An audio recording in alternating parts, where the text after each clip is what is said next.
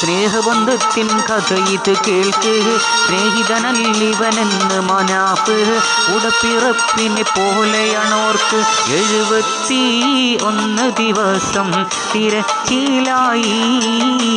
അവസാനം അതിനൊരു പരിഹാരമായി പൊട്ടിക്കരഞ്ഞു വിതുമ്പി മനാഫ്. കണ്ടവരെല്ലാം കണ്ണു നിറഞ്ഞ്. ആത്മസ്നേഹത്തിൻ കഥ ഇത് ഓർക്ക്. വെറുമൊരു സ്നേഹത്തിൻ കഥ അല്ലിതെന്നോർക്ക്.